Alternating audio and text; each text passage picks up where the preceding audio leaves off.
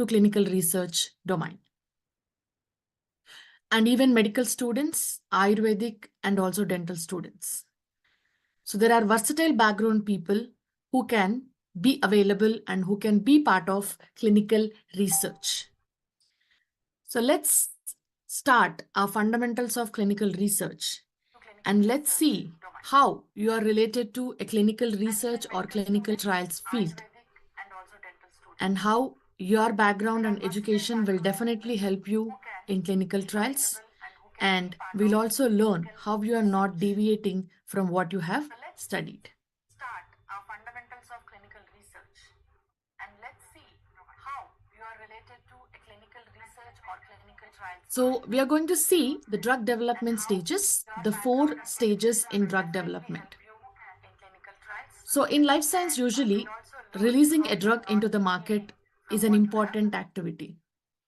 So there are 4 stages in finding a molecule and also releasing that molecule into the market. So molecule is nothing but the drug, and drug is nothing but our investigational product.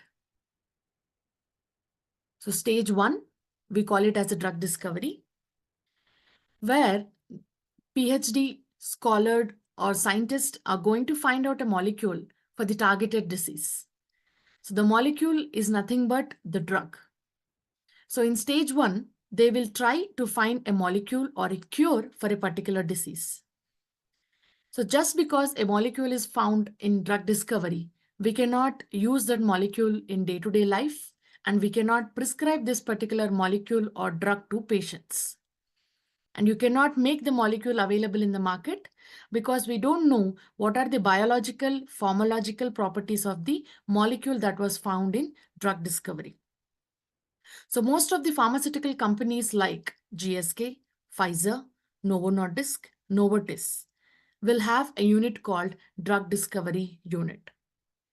And most of the pharmaceutical companies are part of drug discovery. So in case if you are a PhD graduate and if you want to pursue a career in finding out a molecule and doing your research, then you will fit into an stage 1 called drug discovery. And in stage 2, once we find a molecule in stage 1 during drug discovery, that has to move further to stage 2, and we call the stage 2 as preclinical trials. Preclinical trials are nothing but animal clinical trials where the molecule which was found during drug discovery will be tested on animals. So animals include mice, monkey, and chimpanzees. So maybe in case if there are 10 to 15 molecules that a scientist have found during drug discovery, only 1 or 2 molecules will move ahead for the preclinical trials. So all this laboratory analysis and computational analysis will be performed during drug discovery, and they will be moved to preclinical trials. So when we are conducting preclinical trials, we are going to learn the properties of this particular drug molecule, and we are going to study how this drug molecule is going to act in the body. And once preclinical trials, meaning animal trials, are completed, then this particular drug molecule will be moving to stage 3, which we call it as a clinical trials. So clinical trials are the backbone of the drug development process. So who can be part of preclinical trials? Again, in case if you're doing your research and if you're doing any fellow research where you need to treat, animals, and then you need to see the molecular criteria there. And if you need to do toxicology test, you can be part of preclinical trials. Preclinical trials and drug discovery are part of pharmaceutical companies. So coming to clinical trials. So in clinical trials, we are going to see the properties of the same drug molecule on human participants. So we did that in laboratory, that is our stage 1. And we performed the same activity on animals in stage 2. And now, once we get the data from stage 1 and stage 2, we are going to conduct a clinical trial on human subjects in stage 3. And there are different phases in clinical trials as well. And you will be learning about how, why, where clinical trials are conducted, who are part of clinical trials in the further slides. So now who can be part of clinical trials? Anyone who has completed their graduation in life sciences and anyone who have an interest to be part of this clinical trials domain. So when you're part of clinical trials, you're going to learn what a scientist or scholar discovered during drug discovery and how it is reacting in the human participants, which is very interesting. So though you have not completed your masters or your PhDs or you're not a scholar, but you're still going to study and understand how this particular drug molecule is going to act in human participants. So it's an interesting study and which is the main activity in the drug development process. So just because a drug is completed in preclinical trials, you cannot release that into the market. The drug has to undergo clinical trials. Only after that, we can release the drug into the market. If not, the drug will stay there. So once we get good results in clinical trials, there is another stage, which we call it as post-marketing surveillance, where we are going to see an unexpected side effects of this molecule, drug molecule, because clinical trials will be in lesser population. So somewhere around 10 to 5,000. So the clinical trials will happen between this population. And maybe approximately you can reach up to 12 to 15,000 as well. But when you consider the exact population of a state or a country, the ratio of clinical trials conducted is very less. So we don't know what happens if the same medicine has been given on a larger population. So that's why we conduct post-marketing surveillance studies, wherein the same drug molecule will be given in huge population. So the population can be around 50,000 to 1 lakh. And it is safer to use the molecule, which means the drug molecule, on post-marketing surveillance because it has already underwent stage 1, 2, and 3. So these 4 stages are steps in drug development process. And any graduate, for example, if you are a doctor, so you will be part of drug development process because you are prescribing the medicine which underwent this drug development process. So if you are a pharma graduate, obviously you can be part of stage 1, stage 2, 3, 4, wherever you want to fit in, you can fit in.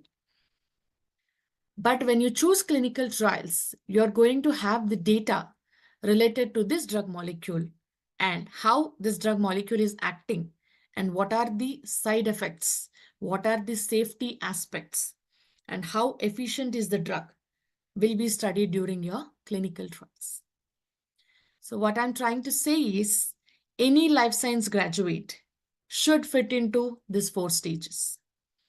And the medical students will be using the drugs that have been developed so far, prescribed to the patients. So don't worry, you're not deviating from what you have studied. So in case if you're organic chemistry, microbiology, biotechnology, bioinformatics, anyone from life science graduation can fit into the clinical trials. So let's see the guidelines for these 4 stages. So guidelines are nothing but regulations. So when we say that there is a molecule and it is conducted in animal trials, and we are also conducting human trials, then there should be some set of regulations that has to be followed by the people who are working in this particular stage. So drug discovery will follow good manufacturing practice, and we call it as GMP. And preclinical trials will follow good laboratory practice, and we call it as GLP. And clinical trials are following good clinical practice. We call it as GCP. And post-marketing surveillance is following good pharmacovigilance practice, and we call it as GVP. So during the drug discovery, there is a therapeutic area. So therapeutic area is nothing but an oncology, dermatology, cardiovascular, and then your diabetes. So therapeutic area, these are the examples of therapeutic area. So diseases coming under this, oncology, under this you can call lung cancer, breast cancer, cervical cancer as a disease. So therapeutic area can be huge, like your cardiovascular, and in that, heart issues, heart palpitations, angiogram, these all will be part of your diagnosis and also disease conditions. So we need to target the therapeutic area to find out a molecule. And you need to validate that as well. Then you are going to find the lead in the drug molecule and you're going to optimize the lead in the drug molecule. So when you're trying to discover a drug molecule, you should have a target and you should have a lead in your drug molecule. So let me take an example of Covishield right now. So Covishield is a vaccine given to SARS-CoV virus. So when I say Covishield was under drug discovery or it was also under preclinical trials and clinical trials. So the indication was COVID-19, nothing but our therapeutic area was the therapeutic area for this COVID vaccine is your lungs. So this vaccine is the lead and the target is our SARS-CoV. So the molecule will be working on the disease area called SARS-CoV. SARS-CoV is a virus and COVID-19 is the disease area. Likewise, in preclinical trials, we do conduct trials on animal subject trials and we do perform it in vitro and in vivo. And we will check toxicology and pharmacological properties of this drug molecule. And in clinical trials, there are different phases, phase 0, 1, 2, 3, and phase 4. And in post-marketing surveillance, we are going to market the drug. We're going to see the pharmacovigilance properties, how safe the drug is. And we are also going to study the unexpected adverse events. And we are going to report this unexpected adverse event to the pharmaceutical companies. So IND approval stands for Investigational New Drug Approval. NDA approval stands for New Drug Approval Form. So this IND and NDA applications are required only when a new drug molecule has been found. So now let me give you two examples of new drug molecule and existing drug molecule clinical trials. So when a vaccine was found for COVID-19, so that was completely a new molecule that we used, and then a vaccine was found. So for example, let me take a therapeutic disease area called diabetes. And I'm going to take an existing drug, metformin, which is used to reduce the insulin production in the body. So metformin is used for diabetic condition. So this is an existing molecule. So what if I say there are clinical trials also conducted to see the properties of metformin for weight loss. So metformin is also used in obese patients for weight loss and fat loss criteria. So metformin is an existing molecule which primary function area is to treat diabetes condition, but metformin can also be used in a non-diabetic people who are facing obesity.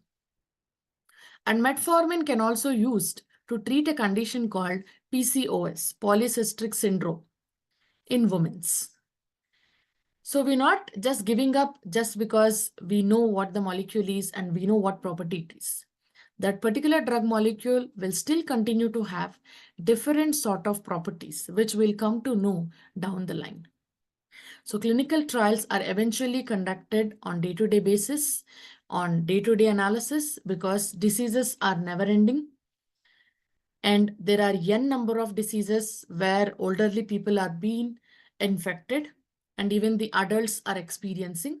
So until the disease, flu, illness is existed, clinical trials and drug development process will be existed as well.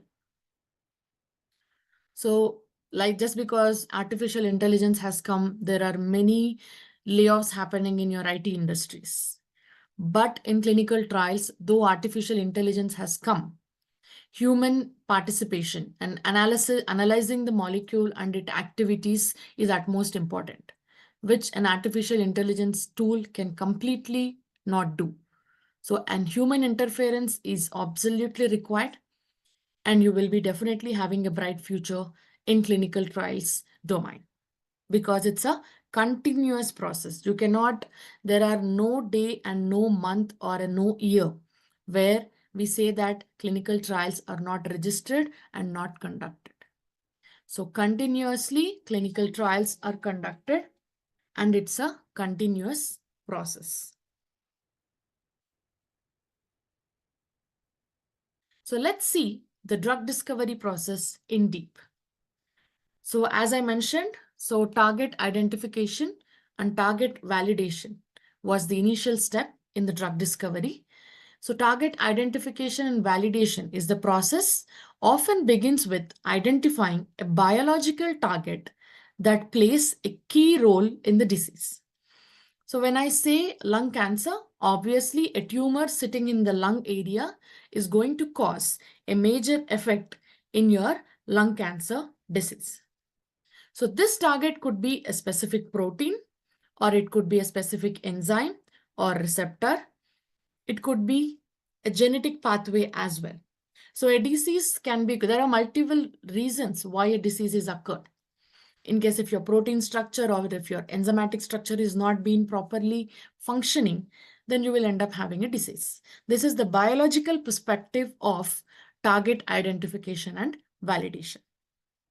So when you identify the target and when we identify a protein or enzyme which is responsible for this particular disease, now we can target on this particular area and we can focus on the development of the drug. So this target validation involves confirming that modulating the target can potentially lead to therapeutic benefits. So obviously, when we identify the root cause for this particular disease, it is easy for the drug discovery people to find out the drug molecule. Then we have hit generation. So in this stage, researchers search for molecules often through high throughput screening or computer-aided drug design that interact with the chosen target. So this initially hits may come from libraries of existing compounds, natural products, or synthesized molecules. So what actually happens here, when I say a protein ABC has been not functioning properly, so I'm having the data structure, the functions of this protein molecule in my computer system. So now when I know what exactly is not working in the protein structure, so then I can design a drug molecule. And I get the drug molecule which I have, I can analyze this particular structure of this drug molecule and I try to cope up or match up with this protein. And I will see the computer aided drug design and I will validate in the computer how this drug is going to help the inactiveness of this particular protein. So when I do this sort of computer aided, I will get at least 60 to 70% of the results in computer, and I'm going to work on the development of drug molecule in laboratory, which sounds interesting. So now hit generation, where we got computer-based answer for a targeted disease. So once we get that, we are going to hit to lead optimization. So once hits are identified, now medicinal chemists modify their chemical structures to improve the potency, selectivity, and pharmacokinetic properties and safety profiles of this particular drug molecule. So when I already know that this drug molecule is going to help the protein structure, then I'm going to develop the exact lead in this particular molecule, and I'm going to focus on this development. So the pharmacokinetics is nothing but studying of ADME, how the body is reacting to the drug. How a body is interacting to the drug is called as pharmacokinetics. How a drug is reacting to the body is called as pharmacodynamics. So pharmacokinetics is how body is reacting to the drug, And pharmacodynamics is how a drug is reacting to the body.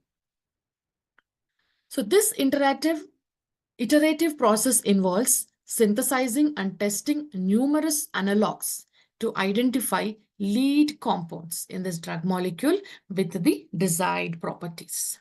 So I'm going to shortlist one by one. What is my target? What is my hit generation? And how I'm going to focus on my lead compound in the drug molecule. And lead optimization. So lead compounds, whatever we found, will undergo further optimizations. And we are going to, the one whoever is doing drug discovery, they're going to enhance their drug-like properties, such as oral bioavailability or metabolic stability, and reduce toxicity. For example, if XYZ is my lead compound in ABC drug, so this XYZ is having a toxic properties as well. So what I'm going to do?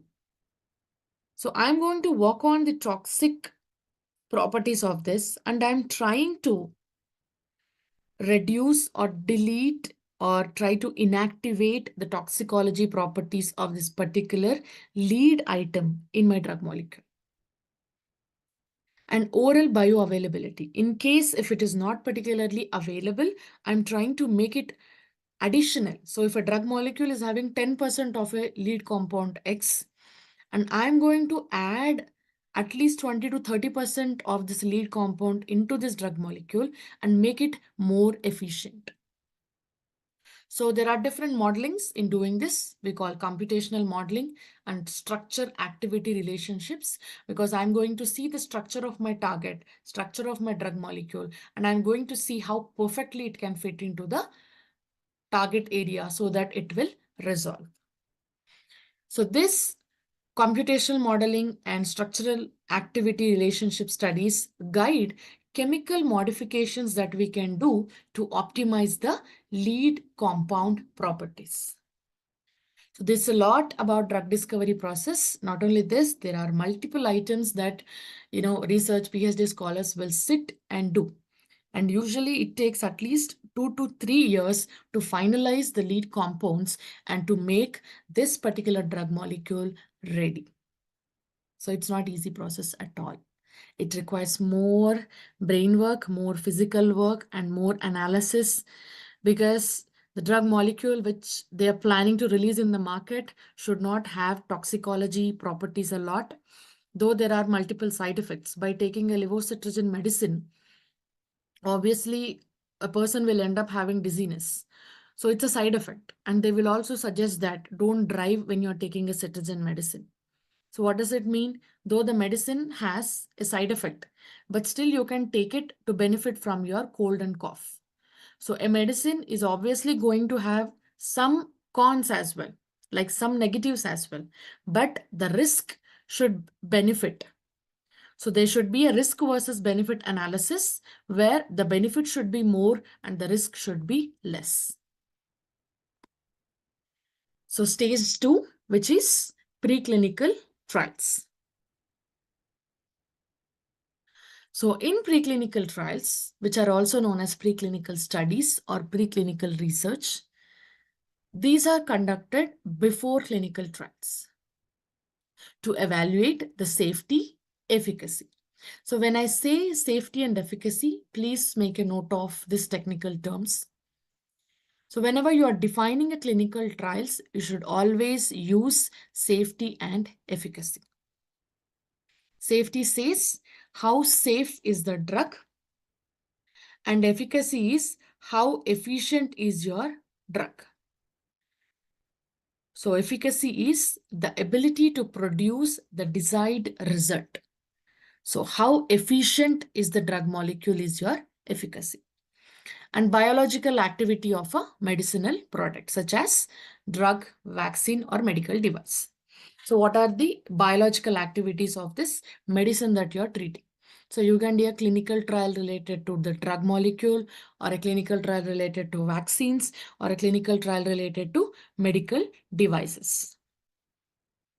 So preclinical trials provide essential data to support the rationale for advancing a potential intervention into human testing. So when you're conducting preclinical trials, you're going to get the results and you're trying to understand about the drug molecule more and how this drug is actually working on an animal. So when you're going to study this sort of research and when you're getting the data, then you can see that this is a safe molecule which can be given to human testing. So when you understand if the drug molecule is not safe and the animal is showing multiple side effects because of this drug molecule, then we are not testing this drug molecule on human subjects. So this particular molecule is not moving further from preclinical trials. So to analyze the properties and to analyze the toxicology levels and to understand the dosage levels, because as of now, taking 1500 mg of azithromycin is going to reduce your throat infection, because many of us know and have used azithromycin medicine. So in a day you can take 500 mg. If you're taking more than that, obviously you're going to get gastritis, because too much antibiotic in your body will lead to gastritis. So how will we know that this is the exact dosage of taking azithromycin? Because there was a clinical trial conducted and there is the data which shows that if you're exceeding this dose, it will cause some side effect. And it is okay to take the minimal amount of drug. So how we are coming to a conclusion of this particular dosage? Because there was already a trial conducted, already preclinical and clinical trial conducted. And they came to a conclusion that this dosage is perfect. So if it is a new molecule, how we are going to finalize the dosage? So we are going to test multiple dose criterias, and then we are going to see which is the minimal and maximum dose that we can give. So when we are doing this for animals and when we are conducting clinical trials, the initial phases are basically for your dosage confirmations. So the primary purpose of preclinical trials is to assess the safety profile. How safe is the drug? How less toxic the drug is? And also the pharmacokinetic properties, as I mentioned, how the drug is reacting in the body. So how the drug is reacting in the body. So once you take the drug, it is absorbed into your bloodstream. And later to that, it is distributed in your bloodstream. And then it is metabolized and then it is excreted. So we call this as ADME properties. So ADME properties. So ADME properties is nothing but absorption, distribution, metabolism. So absorption. So once you orally take the medicine, how the medicine is going to be absorbed into your bloodstream. So once the medicine is absorbed, how the medicine is distributed in the bloodstream. So once it is distributed, so the main activity, in case if I'm taking a medicine for my headache, so the medicine should pass through the bloodstream and it should go to the targeted area and it should work on that particular area and reduce the activity of my headache. So that is metabolism. So going into the body is absorption, passing through the bloodstream is your distribution, and going to the target area, performing the drug molecule activity is your metabolism. And once everything is done, completed, done and dusted, then the drug has to be excreted. So why we are studying this? Because there should be a gap between each drug intake. So for example, if you have got high fever, you're not going to take 4 Dolo 650 at once. Yes or no? So you will take 1 Dolo 650 in the morning after your breakfast. Then you will rest. And then you will finish your lunch. And you will take the second Dolo 650. And evening, in case if your fever is still persisting, you will take one more dosage and night one. So there is a differentiation of taking medicine. There is an intervals in taking medicine. So pharmacokinetic properties are going to tell us how much time is required for a drug molecule to be excreted from your body. This is utmost important because without knowing the ADME properties, the dosage cannot be finalized.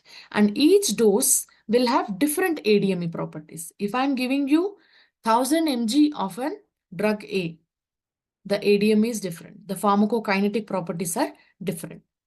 If I'm giving you 1500 mg of a medicine, then the pharmacokinetic properties are going to be different. So this different dosage criteria of pharmacokinetic properties has to be studied during your preclinical trials. And it is at most important thing to do. And pharmacodynamics, how the drug interacts with the body. So that is our pharmacodynamics. So pharmacokinetics and pharmacodynamics, both properties has to be studied and will be studied during your preclinical trials, and that too in the human participants. So this study of this drug's molecular, biological, and physiological effects or actions is called as pharmacodynamics.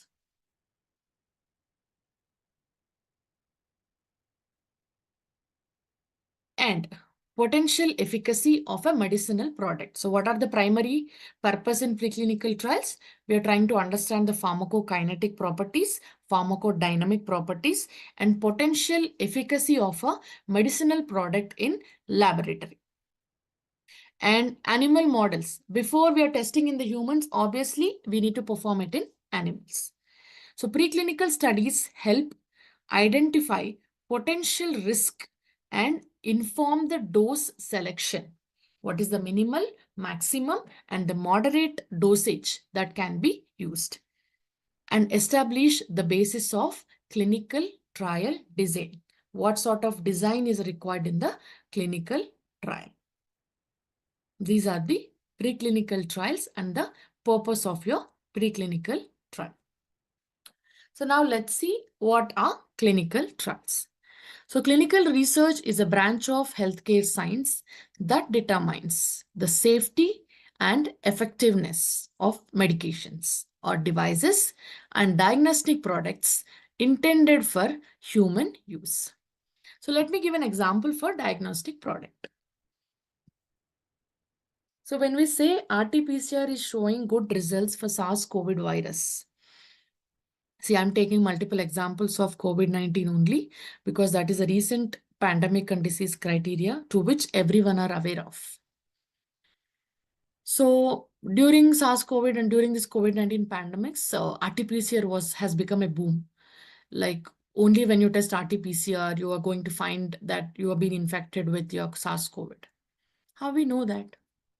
See, because your doctor is saying, okay, you agreed that RT-PCR is going to give a good results for your SARS-CoV virus. But how the doctor knows? What sort of study has performed before? So there was a clinical trial conducted on this RT-PCR, and they have tested whether this SARS-CoV virus or whether any family of SARS viruses will be detected in this RT-PCR test. And they have taken multiple samples and did it, and they have performed a clinical trial. And then they came to a conclusion that RT-PCR will work to detect SARS-CoV. And this is a diagnostic product. So when I say a MRI scan will reveal your level of tumor in the brain, how we came to a conclusion again? Because multiple MRI scans were performed before confirming that MRI will help finding brain tumors. And then it has been declared that, yeah, it will do it. So those are your diagnostic products and diagnostic clinical trials. So clinical research specifically focuses on safety and efficacy. So study more about what is the safety aspects, what are the efficacy aspects, and try to understand the importance of safety and efficacy. So safety is how safe the clinical trial is, and efficacy shows that how efficient is your drug. So clinical research is a field that deals with the study and analysis of health and also illness in the human participants.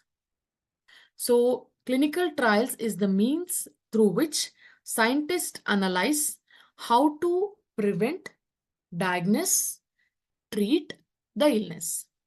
And also because of clinical trials, we can increase the standard of well-being, and we can also increase the standard of treatment. So clinical trials involves human participants and helps the scientific research which they have done during drug discovery into treatment, into the treatments. And this information is obviously beneficial for many subjects or many patients who are being infected with diseases. So clinical trials progress through different phases. So there are phase 0, 1, 2, 3, and 4. So we will learn in deep what these phases are about in our further slides.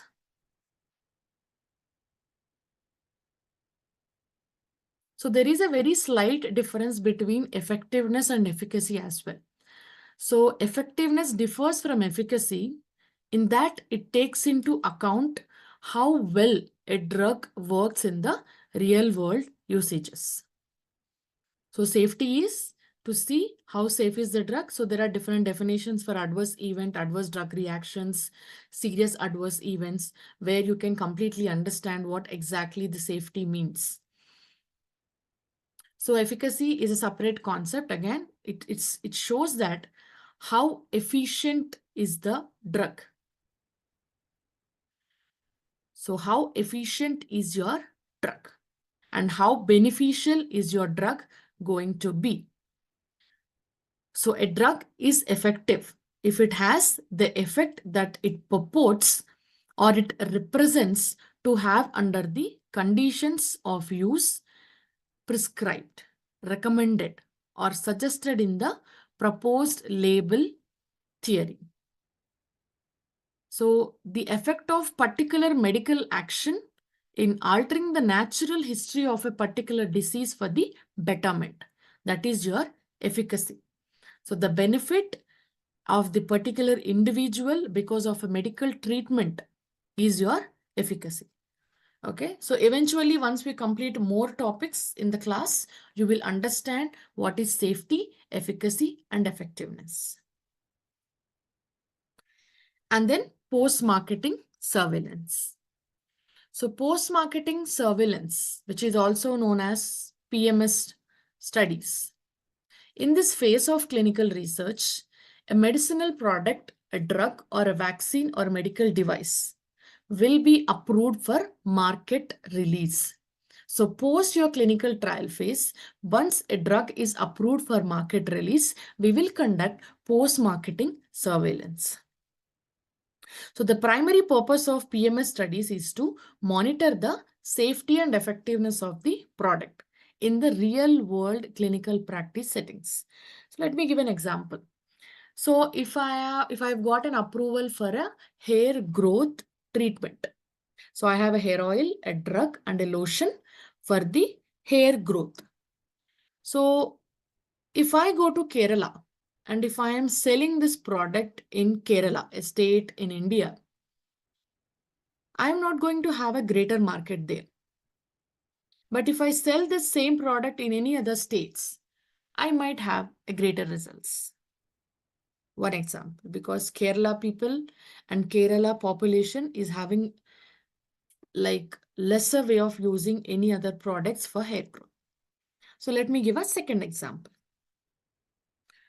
So if I'm releasing an Ebola virus medicine in the market of India, am I going to be benefited as a pharmaceutical company? No. Because India is having 0.2 chances of Ebola virus infection as of now. So in my post-marketing surveillance, it will be known that my drug for Ebola will not have any market in India. This is one purpose for PMS studies, and the other purpose is to see the unexpected safety aspects of this particular drug molecule, because I'm giving it to in bigger population. So when we are giving a drug to the bigger population, because each patient is different, each patient immunity is different. So maybe 1 in 50 can be infected or can get a side effect, which was not studied in clinical trial. I can study in my post-marketing surveillance studies. So beyond the controlled environment of a clinical trial, we are going to conduct post-marketing surveillance trials where on a real-world basis, you're going to get a huge amount of data and huge amount of analysis for the drug molecule. So monitor and evaluate the safety profile of the medicinal product in a larger and more diverse population. So than a clinical trial. So for example, if a clinical trial was conducted on 500 people, a post-marketing surveillance will be conducted on 5,000 people. So the data of 500 people and 5,000 people are huge.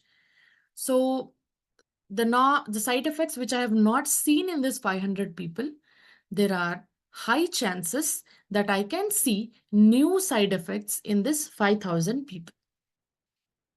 So there is a higher population than your clinical trials, and we're going to understand how the drug molecule is working on real world basis.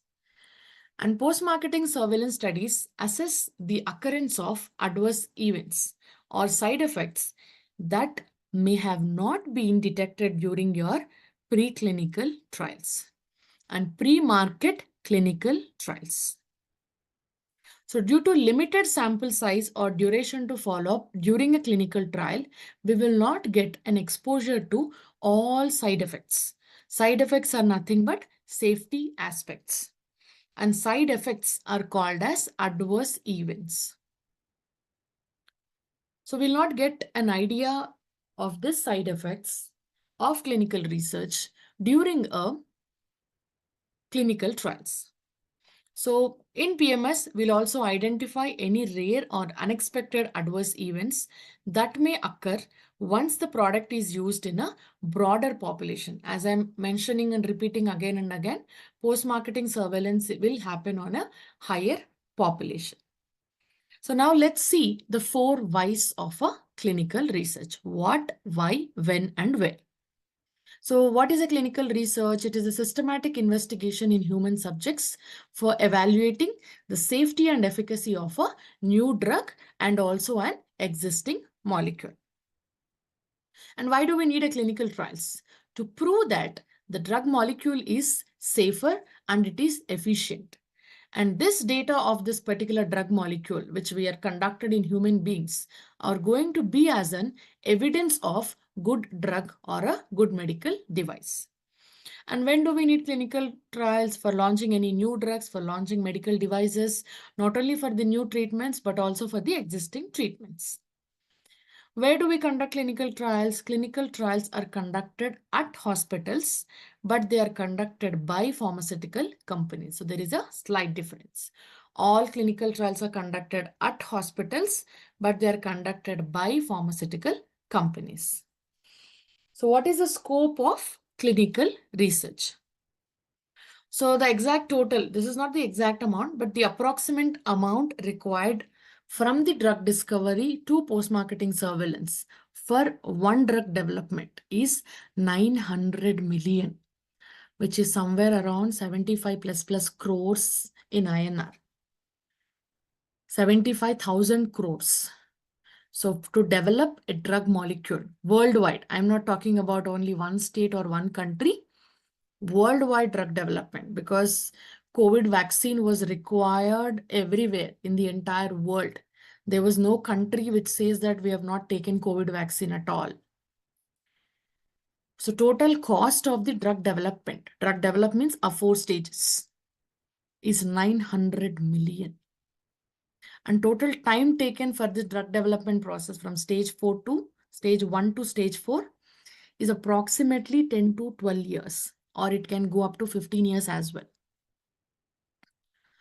The cost and time spent on clinical trials is 2/3 of the drug development. So clinical trials is having more area of interest in the drug development process. And it plays 2/3 part of our drug development, which is almost more than or near to 50%.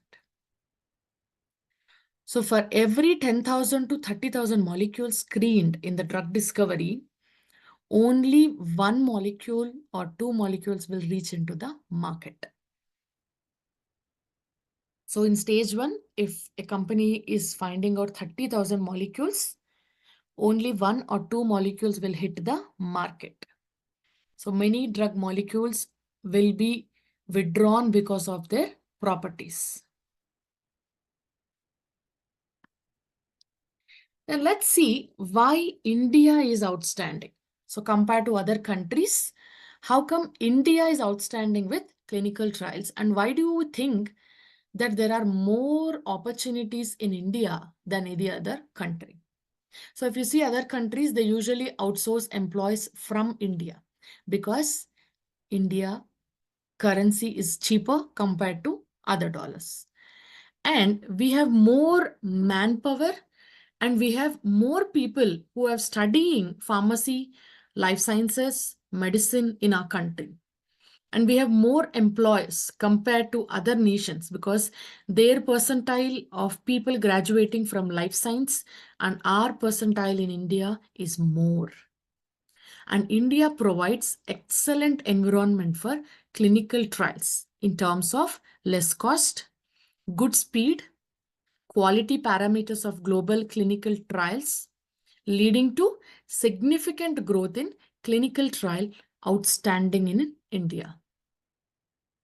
And India has a proven success in outsourcing. And we have large patient pool. So when we need patients, okay, we are the highest in population, second highest in population. And we have big patient pool. So what do clinical trials require? They need more people and more diseased people to be treated. So obviously, India is a pool. And then prevalence of diversity of diseases. India, we have many diversity of diseases available in India. Like, it's not funny when I say diversity of diseases available. There are many bacterial fungal infections happening in India, and we have herd immunity towards it. So the medicines which will work in United States or Canada will not work for Indians. We need higher dosage of medicine compared to other nations. Or for some diseases, we need lower dosage of medicine compared to other nations. So we have a greater English speaking community. And we have educational background. We have educated healthcare professionals. And we have very good hospitals. Very, very good, better hospital. So if you see for a kilometer, for a mile inch, you're going to find a better hospital. There are multi-specialty hospitals everywhere. And we have hospitals with good facilities. And we have cost reductions as well. So if you see now, India is becoming like the highest populated country. We have somewhere around 1.4 billion population in India. So compared to other populations like your China, China is very near to us. So when you come to other populated countries like developed countries like America, they have just somewhere around 300 million. But India has 1.4 billion. So which is completely different, and we have more educational background people and we have more patient pool. So what are the opportunities in clinical research? So there are different departments in clinical research. Clinical operations is the main department in clinical research. And then we have clinical data management, we have pharmacovigilance, we have regulatory affairs, and we also have medical writing. So these are the different departments in clinical research, and data handling is a part of clinical data management. Safety monitoring is the responsibility of pharmacovigilance department. Regulatory submissions is for regulatory affairs, and medical writing is for scientific writing. So if you ask me which department is more important, which department is going to give me more salary and money, each department is important. And without pharmacovigilance, clinical trial cannot happen. Without data management, nothing can happen.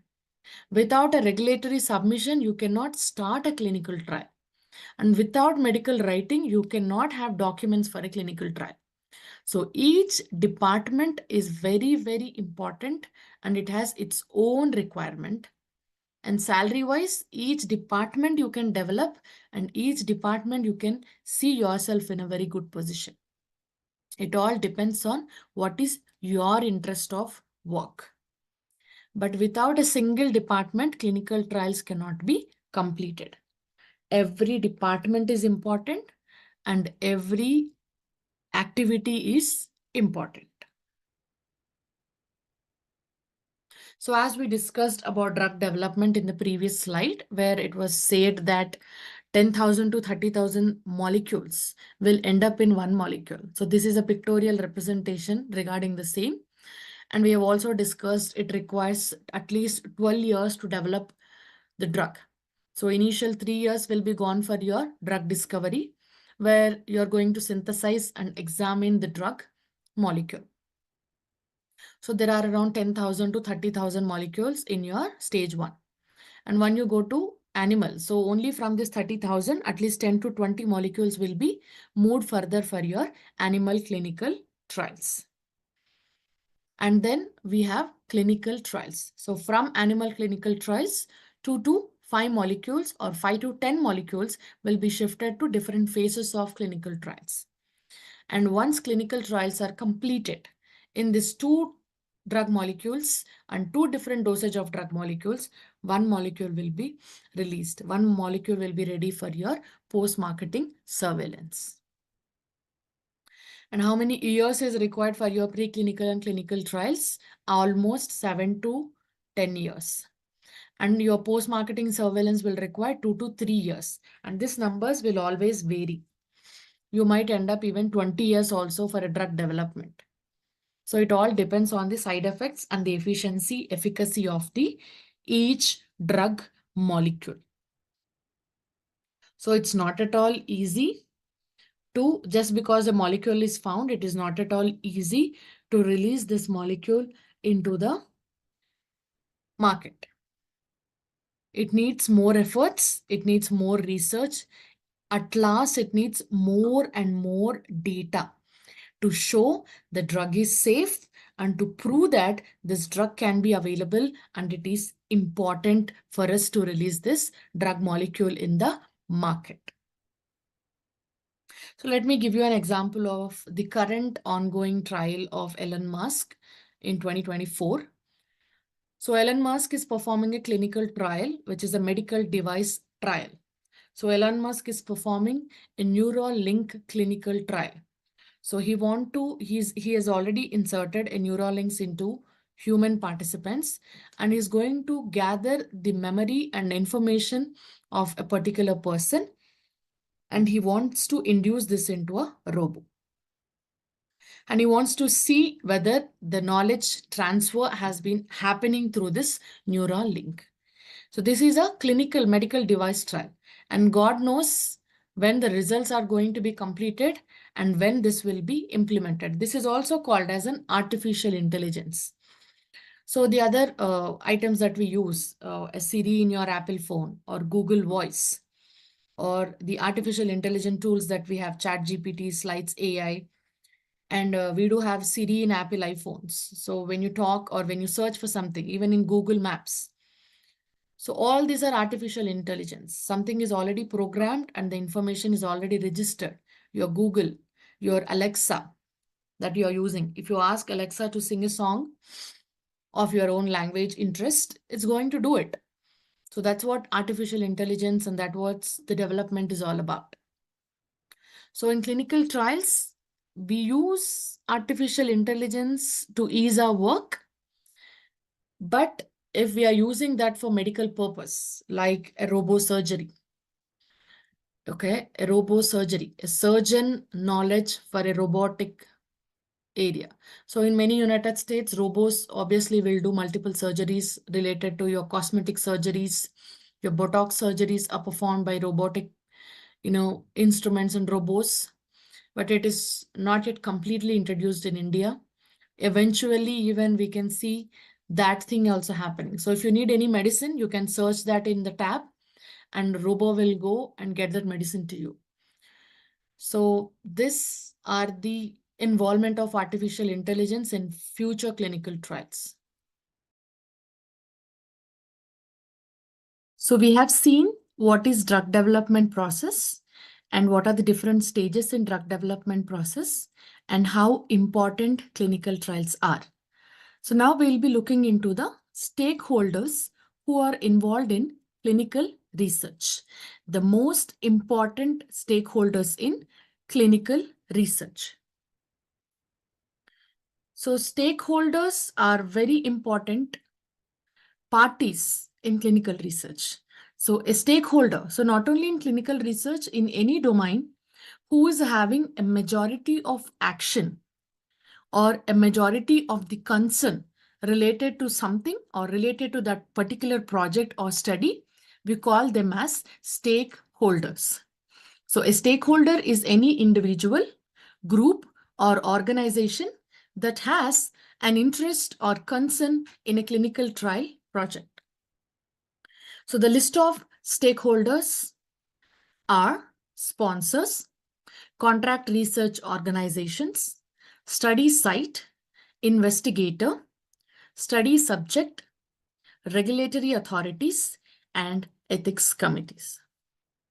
So a sponsor is the one who holds the drug discovery and preclinical trials. The stage 1 and stage 2 are performed by sponsors. Sponsors are pharmaceutical industry companies who owns the drug. And sponsors are the one who will be dealing with the entire clinical trial. So sponsor is going to finance the clinical trial, look after the clinical trial. Sponsor is going to work on end-to-end part of a clinical trial. Though sponsor is the main stakeholder in a clinical trials, sponsor cannot do his own clinical trial. Because when sponsor identifies a drug molecule, so we call this drug molecule as investigational product. Because we are still investigating the product, we call it as investigational product. IP is nothing but a drug. So if sponsor has his own drug molecule, he cannot conduct clinical trial on his own. So for example, if I'm making my favorite dish or any other dish like aloo paratha, and if I'm tasting it by myself, and if I'm saying this is the best aloo paratha I ever had, that is not going to give the good quality data of how, when, and then what has been used in this aloo paratha. So what should I do? I should give it to someone else and I should ask them to taste it and give me the results. So what happens when I do this? The quality of the product, the quality of this particular product will be underestimated and will not be given with any bias. It will not be underestimated. So let me correct it. It will not be underestimated. So the quality of this particular item. So I have given a food item, but coming to clinical trials, it is a drug molecule and investigational product. So this particular IP, in case if the sponsor itself is performing a clinical trial, that is not going to show a good clinical practice. So what sponsor needs to do? He needs to outsource the clinical trial. So sponsor is going to give all study related information to a CRO or contract research organizations or clinical research organizations. Now, clinical research organization is going to perform the set of activities required and requested by the sponsor and which are eligible and at most important for a clinical trial. So as sponsor cannot conduct their own clinical trial, they're going to outsource the clinical project to contract research organizations. So contract research organizations will have different departments like CDM, PV, medical writing, regulatory affairs, and then central monitoring, remote monitoring, different departments.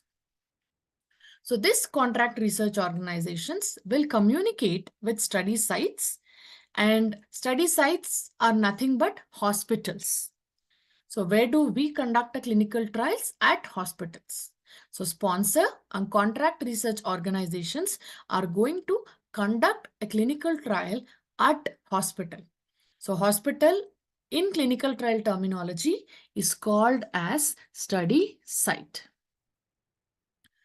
So at study site, we are going to have physicians, doctors, depending on what therapeutic area we are working, we'll have specialized physicians on that particular therapeutic area. So investigators or principal investigators are nothing but our physicians. So study subject is a patient. So a patient in clinical trial is called as study subject.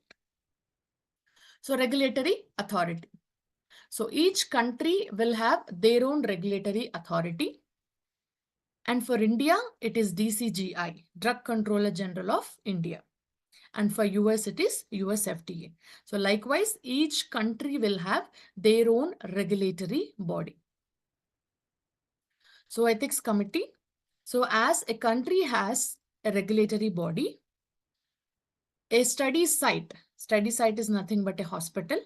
So each study site should have their own ethics committee. So a study site is going to have their own ethics committee. So each site should have a ethics committee. So sponsor, who is the main head of entire clinical trial, he's going to outsource the project to contract research organization. So study site is nothing but a hospital. Investigator is a physician. Study subject is a patient. Regulatory authority, each country will have a regulatory authority. And ethics committee, each study site should have an ethics committee. So these are some examples of regulatory authorities and regulatory bodies of each country. If you Google Ministry of Health, Labor and Welfare, you can see Japan regulatory authorities. So Drug Control General of India is a department of Central Drug Standard Control Organization of the Government of India, which has prime responsibility for regulating clinical trials in India.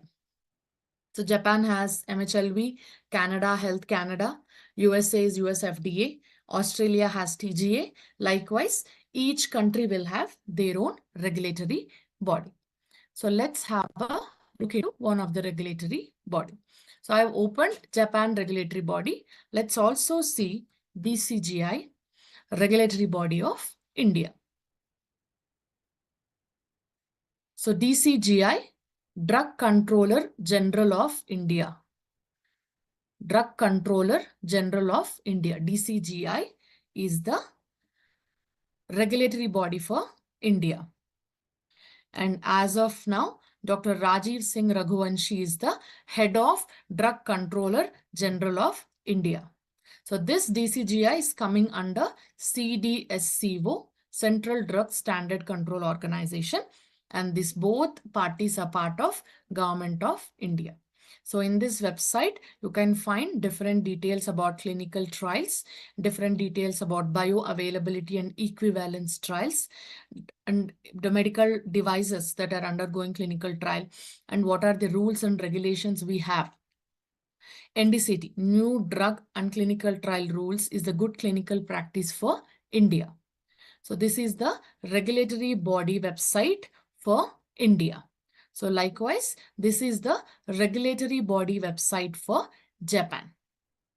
So this is in Japanese language. If I click on English, it will open in the English language. So as COVID-19 is the recent epidemic, they are mainly focusing and highlighting on COVID-19, and they have different aspects of clinical trials as well. What sort of clinical trials are happening in their current location. And if I open US Food and Drug Administration, this also have different aspects related to food, medical devices, and also clinical trials, current clinical, cosmetic related trial or animal or vaccine trials which are happening in US FDA, within US, United States, and what sort of rules are followed by US FDA. So each country will have their own regulatory body. So Switzerland has Swiss Agency for Therapeutic Products. We call it as a Swiss Medic. And Sweden has Medical Product Agency, MPA. So if I search for MPA again here, I can get. So when I search for Sweden MPA, I'm going to get the exact website for Medical Products Agency. So this is the government officers of Sweden, and they have list of items that they are following for their clinical trials. So if you are conducting a clinical trial in Sweden, so Sweden government has to approve to conduct a clinical trial. So likewise, when you are conducting a clinical trial in a country, each country has their own regulatory body and they has to approve it. Only when they are approving, a clinical trial can be conducted. So let's discuss about history of clinical research. So why clinical research and clinical trials has been playing an important role, and why it is very, very important to follow certain rules and regulations in the clinical trials. So first, history. So James Lind is called as the father of clinical trials. So this is the man who helped to cure scurvy in a group of people. So there was scurvy in one of the part of world, and then everyone, so scurvy usually will lead you to weaken muscles, and then you will feel restless because of the scurvy. And the main ingredient or vitamin which is required to cure scurvy is vitamin C. So James Lind is a doctor who found that this particular vitamin C, which is available in the citrus fruits, is going to cure scurvy. And then he started giving this medicine to the people who are suffering with this particular disease. At first, he introduced control groups into his experiments. So what are control groups? So when James Lind decided that citrus fruit will treat this scurvy, so what he has done, he have chosen two group of people, group A and group B. And group A has been given with citrus fruit. That is our medicine. And group B has been given with just water. And then James Lind has observed that people who are getting citrus fruit is having good recovery, and people who are not getting citrus fruit are not being recovered. So control group meaning one person is getting a placebo. Placebo is nothing but a thing or a product which doesn't have any impact. It is a non-medical thing. And even a drug, even in the drugs also, we'll use placebos, which doesn't have any medicinal properties, just to see the placebo effect in the subject. So for example, anyone who's suffering with fever, in case if you have any family doctor, so if you have noticed for some people, so when they go and when they meet this particular family doctor with some illness, after just first meet, once they are back to the home, they'll start feeling very comfortable. Their fever would have reduced. So this is a psychological acceptance of, recovery from illness. So usually this happens because of placebo effect in the mind. So what did James Lind do? He gave a group of people the medicine and a group of people a placebo. And he found it, and also he documented that the patients who took citrus fruits has got good results in the recovery of scurvy, and then people who has got given water has don't have a good recovery.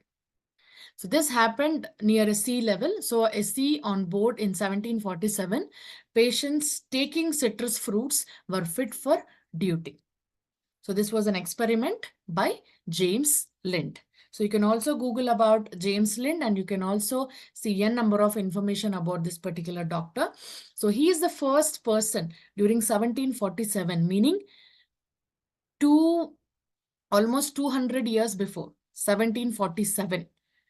So 200 years before, he was called as a father of clinical trials. Then in the history of clinical trials, we have FDA, Food and Drug Administration Act, which was happened on 1906. So if you see, first history was on 1747, and then during 1906.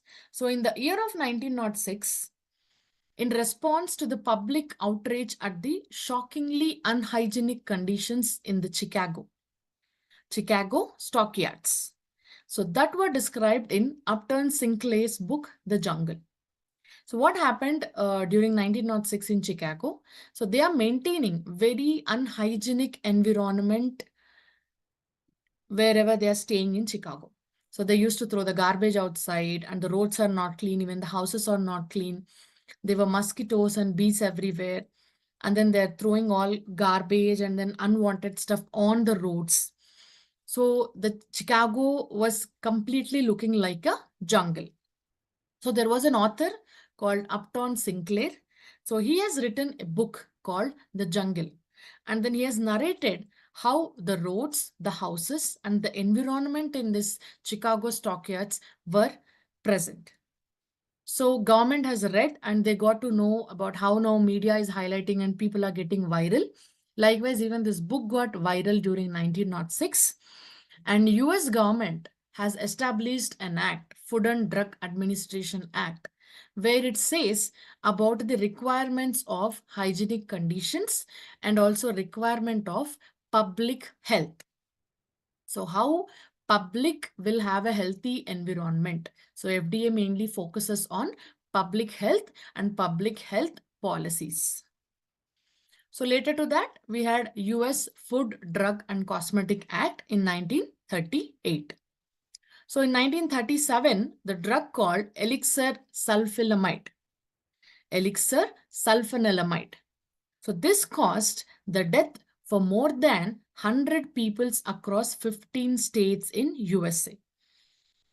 So according to the FDA, because during 1906, already FDA has established public health policy. So according to FDA, this incident has in the final enactment in 1938 of Federal Food, Drug and Cosmetic Act. So what happened here is elixir and sulfanilamide are two different drugs with two different properties. So a group of doctors, they started combining this medicine and they started giving treatment to the people. So because of this wrong medicinal combination and wrong dosage, many people have died. So there was a person who introduced this combination and who starts selling out this particular elixir and sulfanilamide medicine. And people who ever took this medicine has died.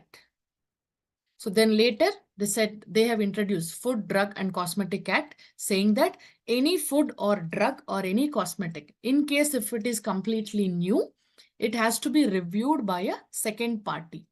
So if a person A is saying it is safe, then person B has to review and confirm about it. So then, because of this elixir sulfanilamide incident, in 1938, US Food, Drug and Cosmetic Act has been introduced. So if you see, slowly we are developing one after one, and we are trying to learn how, when, and why clinical trials and regulations have been introduced. So let's see Nuremberg Code 1948. So the Nuremberg Code was introduced in 1948 after the Nuremberg trials in 1947 were started. So in these trials, Nazi doctors. So if you remember, Nazis are doctors, and then there was a huge debate during the Hitler time, during the World War II, where Nazis were conducting different sort of experiments on the prisoners. When there was war happening, people, like whoever wins the war, they can take the people of that particular nation, right? So they have taken and they conducted multiple odd experiments. So let me give a naive experiment. In case, so the doctors there, the researchers want to see how a person can survive without even a drop of water. So they have blocked at least 15 people in a room, and they have given work for them. They have given one sort of activity that they need to perform. And these people have not been provided with water. So they have tested what is happening to their skin, their eyes, and their blood levels in case if the person is not drinking water and working for the entire day. So these are all very odd experiments. And they have also hanged a person. Okay, they literally hanged the head of a person, like how if someone is attempting for suicide to a fan with a cloth. So they literally hanged a person like that, and they have seen how much time is required to die if a person is being hanged. So all these are unnecessary and odd experiments conducted by Nazi doctors. And they were convicted of the crimes committed during human experiments on concentration camp prisoners. So according to the code, first and most important thing is, if anyone is participating in an experiment, okay, if anyone, so if you see here, Nazi doctors don't have humanity at all, without asking the permission of the prisoner, okay, and without explaining what they are going to do to them, they conducted experiments on people, on prisoners. So what does Nuremberg Code says? It says that if anyone is participating in a clinical trial, they should be informed about everything, what is happening in a clinical trial. And the patient should give a consent that I am okay to participate in this clinical trial. So because it's a huge debate that happened during that day, even Russia, Germany, America, Germany, many people were involved in these conversations, and they made Nuremberg Code, which says if you're conducting an experiment or if you're conducting a clinical trial, informed consent form, a voluntary informed consent form is mandatory. If informed consent form is not there, then you cannot conduct a clinical trial, and you cannot conduct a clinical trial on that particular person. So what is actually informed consent form? So in case if someone or the immediate family member is undergoing any surgery, so before surgery, there will be a form given saying that, see, this surgery will go, we are going to cut and we are going to put sutures to this particular cut, and it will take at least 3 months to heal. And the patient, so everything related to the particular surgery. And in case if something happens out of a medical condition, if something happens because of our mistake, then we'll take the responsibility. But if patient is not coping up with the treatment, then we are not responsible. So all this will be written in that form, and the immediate family member has to sign on it. So you signing is nothing but giving a consent to the doctor or giving an approval to the doctor to conduct this surgery on that patient. That is your family member. So this is a general example. Coming to our clinical trial, so the patient, whoever is participating in a clinical trial, has to provide an informed consent. That is, has been started from 1948. So before 1948, any clinical trial which has happened does not have any informed consent form. And then we have Kefauver-Harris Amendment in 1962. So the primary reason why this amendment was passed in the United States was due to thalidomide tragedy that occurred in Europe. So what is thalidomide tragedy? So thalidomide is a drug, okay, which was given for pregnant women. So actually, thalidomide is a drug which is given for anyone who's suffering with a particular disease. So what happened in Europe, this thalidomide was also given for the pregnant woman.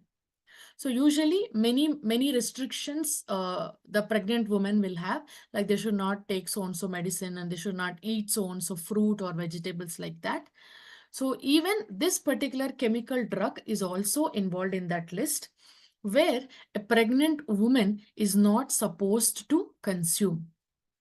So it is not only pregnant women, any woman who got married, in case if they have consumed this medicine, and if they got pregnant after a year or 2 years, it has resulted in congenital abnormality. So what is congenital abnormality? If you're taking any medicine, or if there is a medicine in your body, and if it is staying for a longer duration, and if that woman is conceiving, so this medicine is going to affect the growth of the baby in the womb. So if you see the pictures on the right side, most of the babies have got wrong development in their legs, hands, in their faces. And there are a huge group of people who call as a thalidomide group and thalidomide incident people. So in 1962, whoever the mothers have delivered babies, they had this congenital abnormality because a thalidomide medicine has been taken by this pregnant woman.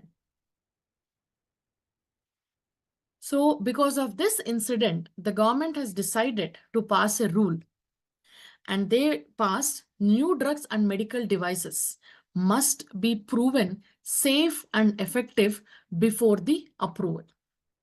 So before using a new drug, it should be proven safe.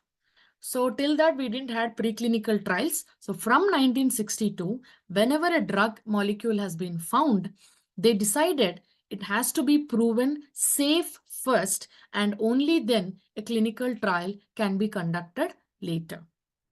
So we cannot give the molecule directly to the humans, and especially there are some vulnerable people like women, pregnant women, lactating women, and there are vulnerable subjects and criterias where just because a medical has found, they cannot directly give.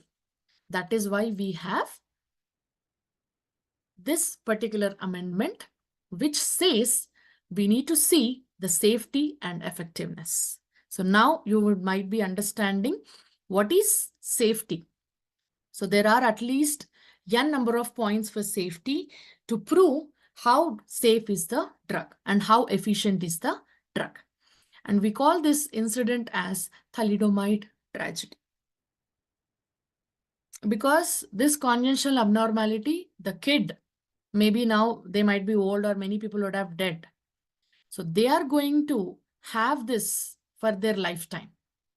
This congenital abnormality is going to stay with them, and they need to lead their life with this abnormality, which is a very, very big tragedy. And then we have Declaration of Helsinki. So this happened on 1964. So Declaration of Helsinki was established by World Medical Association, WMA, Finland in 1964. So Helsinki is a state in Finland, and there's a college in Finland where this particular Helsinki, a scientist from Finland, has made a 10 principle rule. And this 10 principle rule is nothing but a good clinical practice, where it says how a clinical trial should be conducted. and where it says how important it is for regulatory body and ethics committee to review a clinical trial before it is conducted. So if you see, even in the thalidomide tragedy, we have highlighted we should get a drug regulatory authority approval. So though you say that by preclinical trials that the drug is safe and efficient and effective, you cannot conduct a clinical trial. This particular data has to be given to the regulatory body, and after regulatory authority approves, yes, this drug is safe and it can be used for human use. Only then this clinical trial, any clinical trial can be conducted.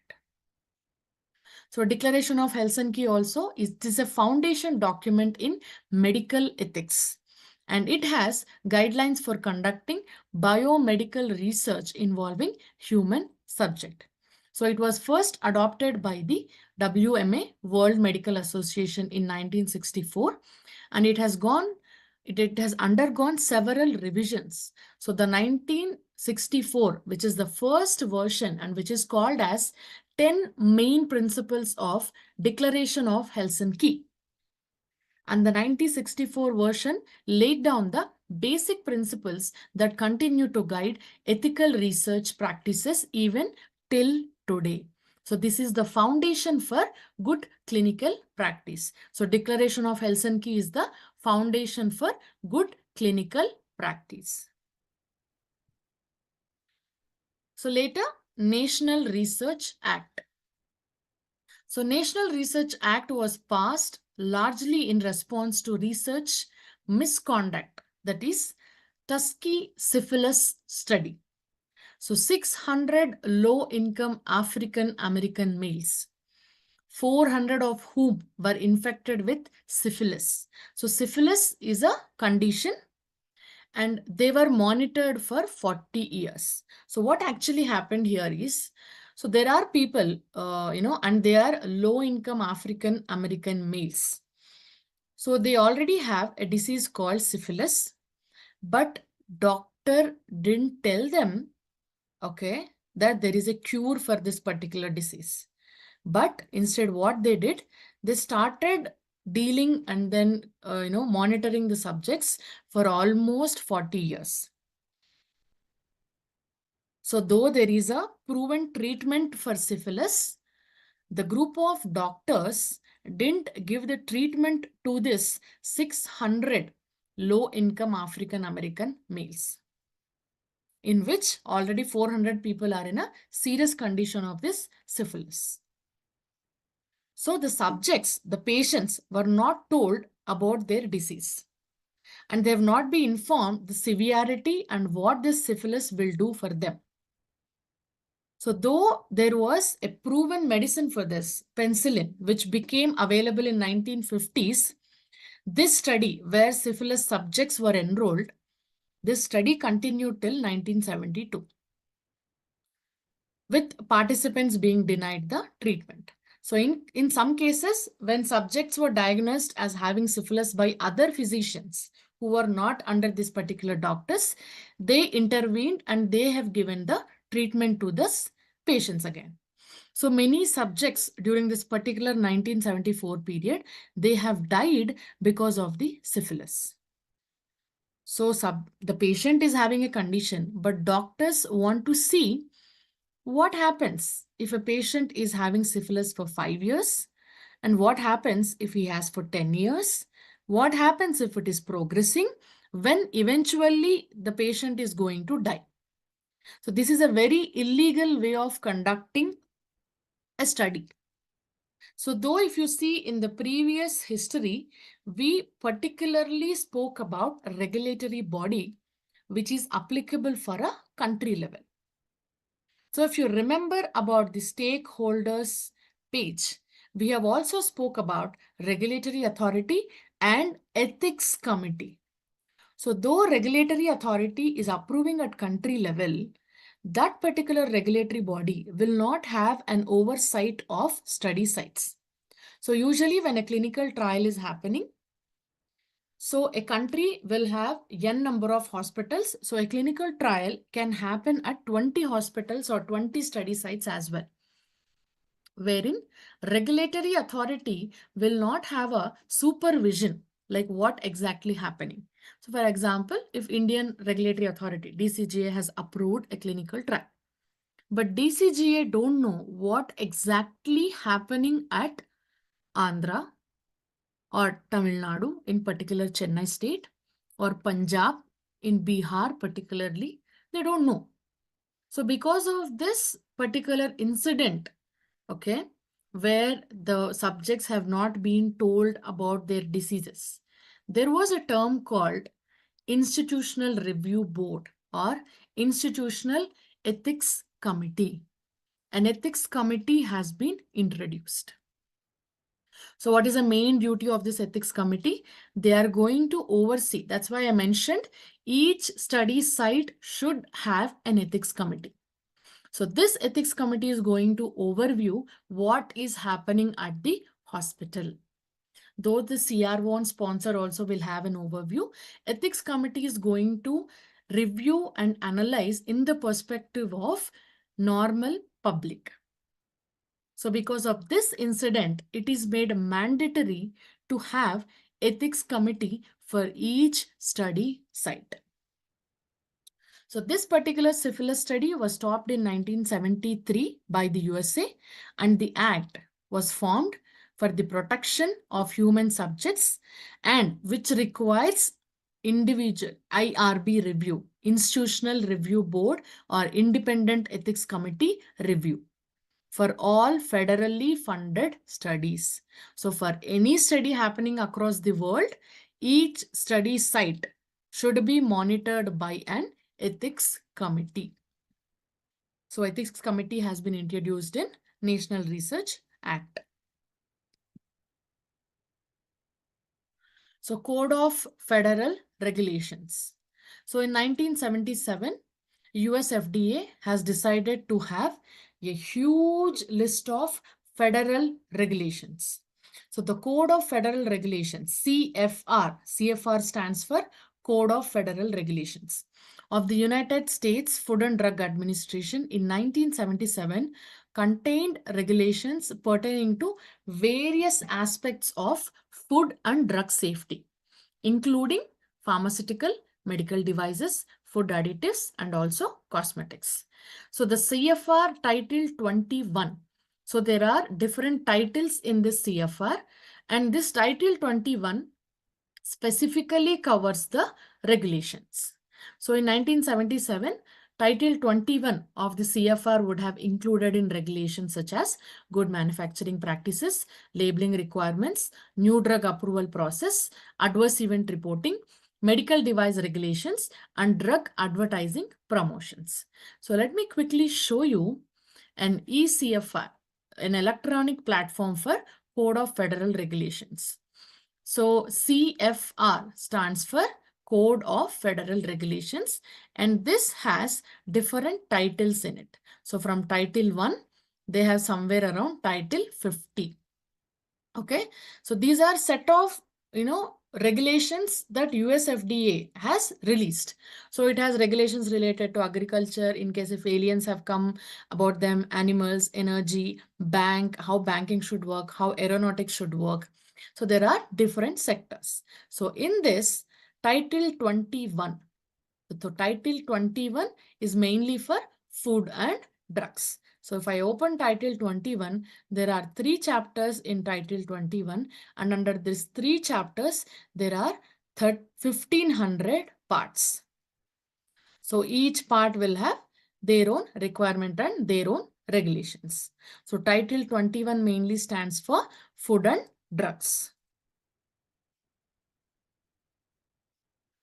So after Code of Federal Regulation, we have something called Belmont Report. Belmont Report. So protection of human subjects participating in clinical research. So if you see, we have spoken about voluntary informed consent form, regulatory authorities, ethics committees. So now what about the subject's protection? The subject protection in a clinical trial. So this Belmont report says that respect for the person. So in case if the subject want to withdraw from a clinical trial, It's up to the subject. He can participate, withdraw, reject. It's up to the patient. Patient is nothing but subject. Subject can decide what he wants. And risk versus beneficial. How much risk is there in this clinical trial and how much benefit is there? So always risk should be lesser and benefit should be more. And justice for the subject. In case if something is happening to the subject in a clinical trial, then sponsors are going to financially help the family and also financially help the subject. So if subject is part of clinical trial, in case if he got a heart attack and he need to get admitted and undergo a surgery, so sponsor is going to help this particular subject to undergo a surgery. That is a justice for safety aspects. So next we have international ethical guidelines for biomedical research. So this was established by WHO Geneva in 1993 and it consists of 15 guidelines. And in this 15 guidelines, informed consent of the subject and selection of research subjects. So you cannot select anyone who has diabetes. Your particular drug should match with certain criteria to recruit. Because in case if you are recruiting patients who are 80 years old, so it is not safe to conduct a clinical trial on them. So if anything happens to them, again, the sponsor is going to bear it. So selection of research subjects and confidentiality of the data. So we are not sharing this data to anyone who want. We are keeping it as very confidential. Even the subject data, subject personal data, and also anyone who's participating, and also the study trial data. And compensation for accidental injury. In case if something happens during a clinical trial conduct, sponsor is going to take care of it. And procedures for ethical review committees. So when should ethics committee should review, and only after approval from ethics committee, a clinical trial should be started and completed.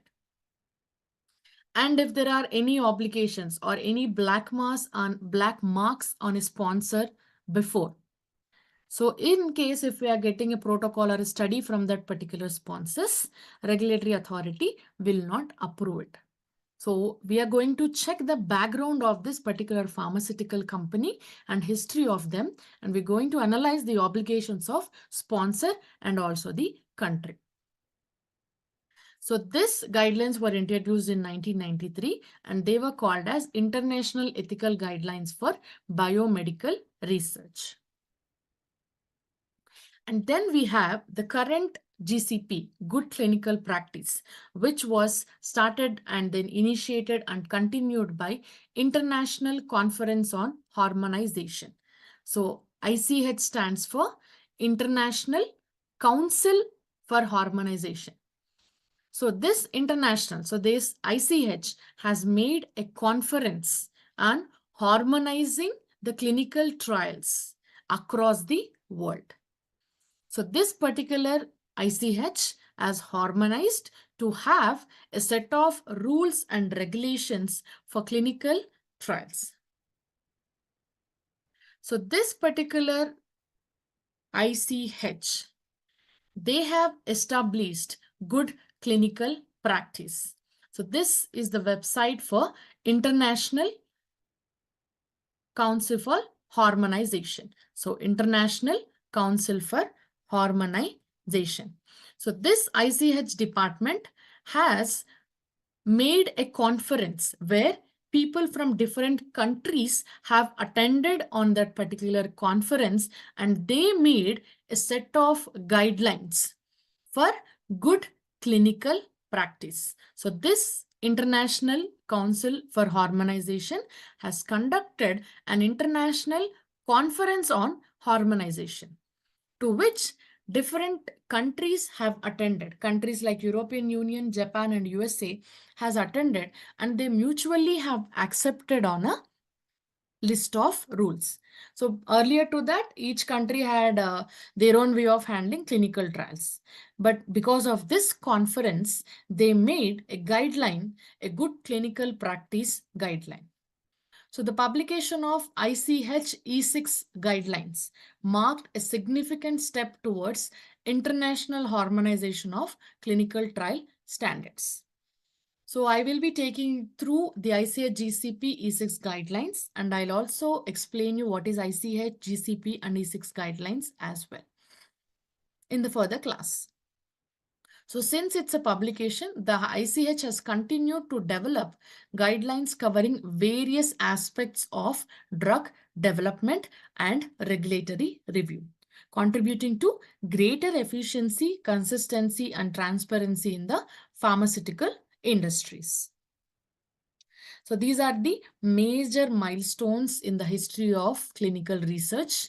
1906 FDA Act, 38 US FD Food and Drug and Cosmetic Act, 48 was Nuremberg Code, and then Kefauver-Harris Amendment and Declaration of Helsinki in 64, National Research Act in 74, Code of Federal Regulations in 77, and a Belmont report in 78, and ICH GCP guidelines in 1996. So let's see the types of clinical research. So history is for you to understand why ethics committee is important, why a regulatory body is important, so that you can correlate with the history, why there was an incident happened, and that is why a regulation has been come into the practice. So we have seen the entire history of the clinical research. And now we are going to see the different types of clinical research. So clinical research based on purpose and clinical research based on behavior. So there are two types of differentiations: clinical research based on purpose, clinical research based on behavior. So on purpose, prevention trials. So we are looking for a better ways to prevent disorder. So all your vaccine trials will fall under prevention trials. Screening trials. Screening means looking out for the eligibility criteria. So if I'm conducting a diabetic trial, I cannot enroll an oncology patient. Yes or no? So I need to screen a patient to see whether he is matching with my disease criteria. So a study will have a disease criteria and also the drug molecule related to that disease criteria. So screening usually have inclusion and exclusion criteria. Inclusion criteria means all list of eligibility criteria. Exclusion criteria means list of non-eligibility criteria. And number 3, diagnostic trials. I've given you an example of RT-PCR. Similarly, diagnostic trials is to see the presence or absence of a disease. And treatment trials, which involve an intervention. Intervention is taking a medicine into the body. So your prevention trials are also treatment trials. They are intervention.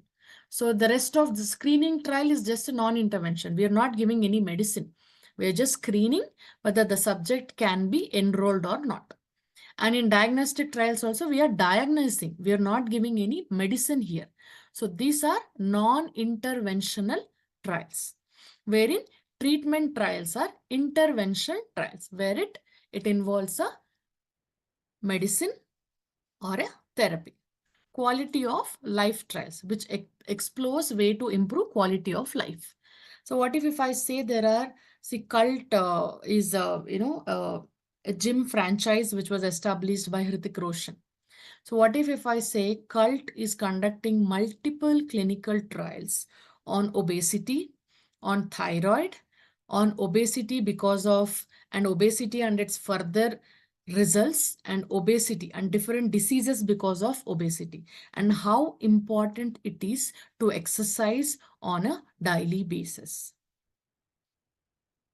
So a clinical trial on such concept is called as a quality of life trials. or taking fruits in a day, or taking green teas, and how important it is to consume milk. So all this are called as quality of life trials, which explores ways to improve your quality of life. And even yoga clinic people, there will be two group of people. One group of people who are doing yoga and Surya Namaskara at least for 6 months, and the other group of people who are not performing anything. And we are going to analyze their lifestyle. And we're going to say how the quality of life has been improved because of doing yoga and Surya Namaskara. And genetic trials. So gene level trials. Depending on particular genetic criteria, we can also differentiate and conduct clinical trials. So these are the list of clinical research and clinical trials which are performed based on the purpose. So we also have clinical trials based on the behavior. So based on the behavior, we can classify clinical trials into two types. One is observational trials and experimental trials. So observational trials are trials where researchers observe and systematically collect information, but it does not involve subject enrollment or involvement of any therapy. Therapy meaning it is not an interventional trial. So let's see here. So screening trials, diagnostic trials are your experiment or your observational trials. Wherein, let me give an example of it. I want to have the data of people, okay, from Bangalore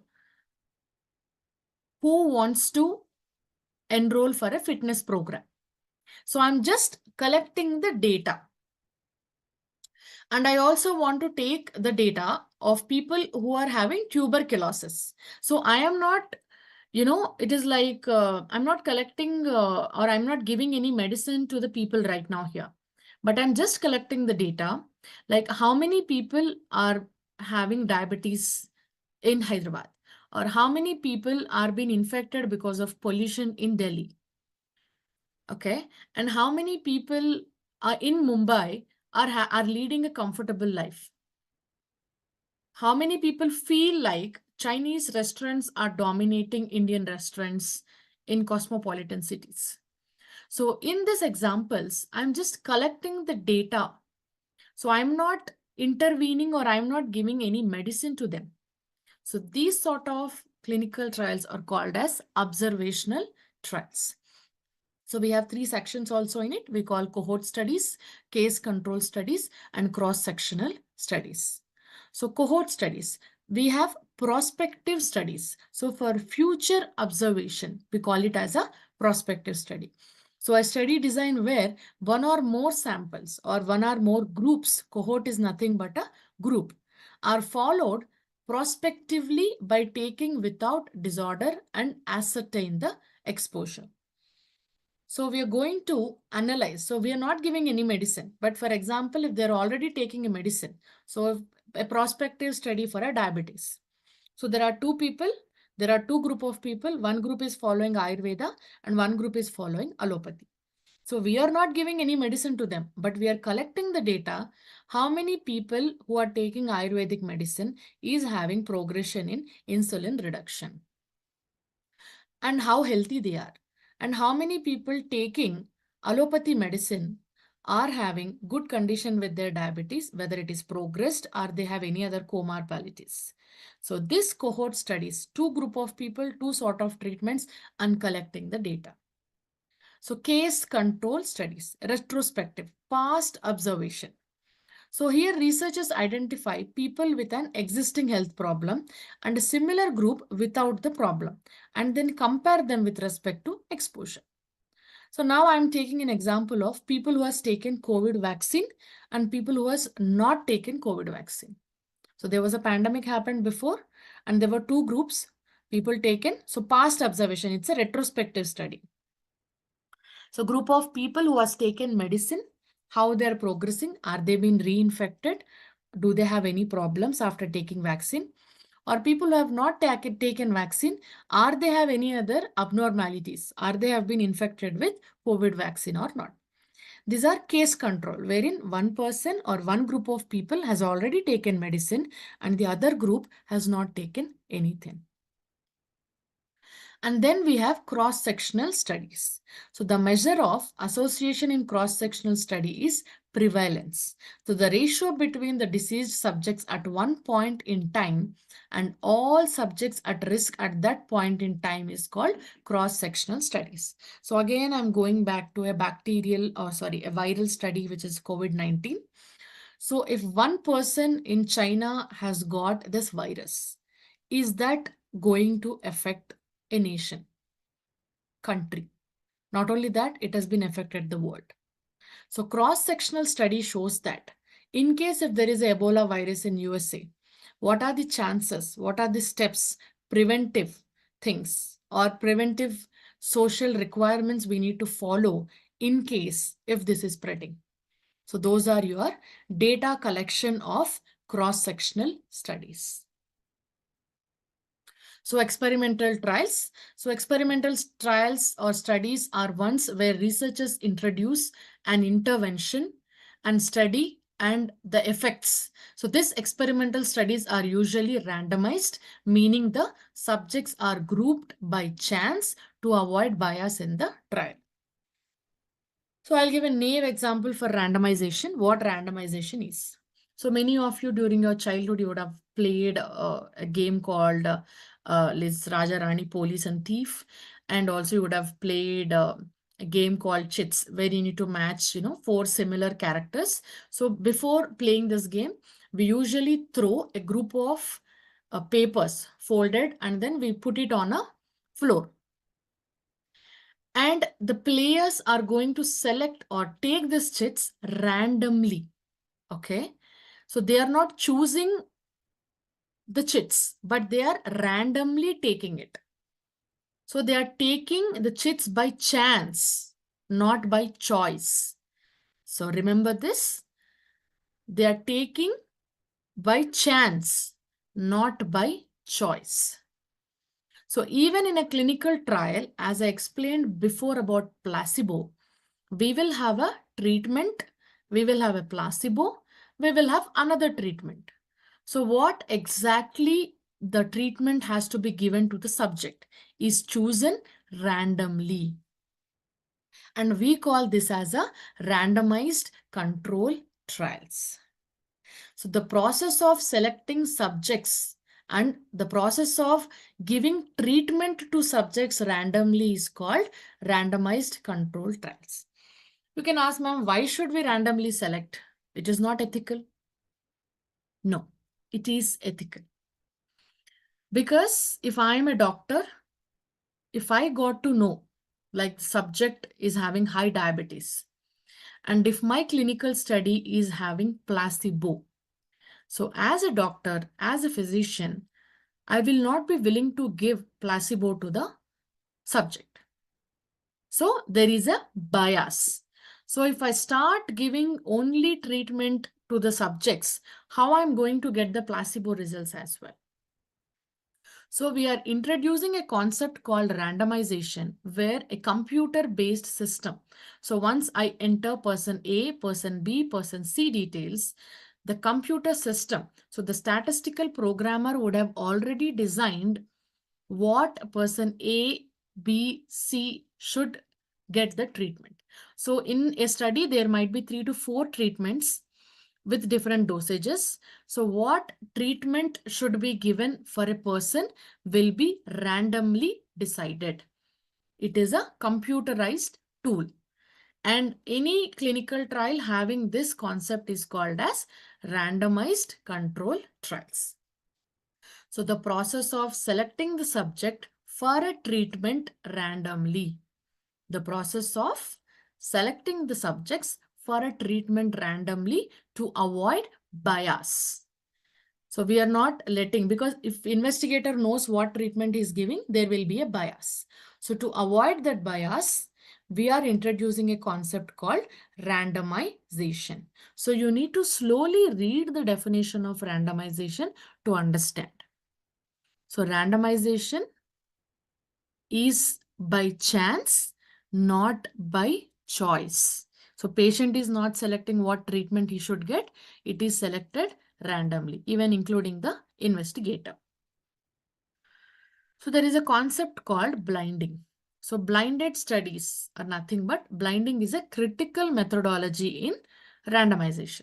So if participants are not blinded, knowledge of group assignment may affect their behavior. So if I say participant that you got a placebo, he's going to fight with me. So we are not doing that. So there is something called blinding. So blinding studies, blinded studies. So single blind, where? So you need to remember all the stakeholders right now. So you have sponsor, CRO, study site, and investigator. 4 stakeholders. We are taking only 4 stakeholders here: sponsor, CRO, investigator, and subjects. So if the subject doesn't know what treatment he is receiving, then it is called single blind. So instead of what treatment we have given, we are going to name it as ABCD 1, 2, 3, 4. That's it. But we are not telling him that you are receiving azithromycin or you are receiving Dolo 650. The drug is not being informed to the patient. That is called single blinding. When the subject is unaware about the treatment, then it is called single blinding. So double blinding. So neither the subject nor the investigator, observer is nothing but investigator. So in double blinded study, subject and investigator both are unaware about the treatment. So they're not telling what drug, but they're mentioning as 1, 2, 3 drug, 4, 5, 6 drug. So there are 2 drugs, ABC, CDE. So ABC drug is given to person 1, 4, 5. And 4, 5, 6 drug is given for person 8, 9, and 10. So this is how the data will be maintained. So triple blinding. So the subject, investigator, and also sponsor and CRO. If 3 people are unaware about the treatment. So you might have a question, and then ma'am, who is aware about the treatment? So we have someone called unblinded team at sponsor level. There will be project managers, and then there will be people, biostatisticians and data management people who knows about the treatment. So if anything bad or anything adverse event happening to a subject, that unblinded team will take care. So if sponsor, CRO, investigator, and subjects, if 3 people are unaware about the treatment, then it is called triple blinding. So a crossover blinded study where clinical trials in which each individual consequently receives each of the treatments under the study. So if there are 2 treatments, each group of people are going to get the treatments. So there is parallel design study and a crossover design study.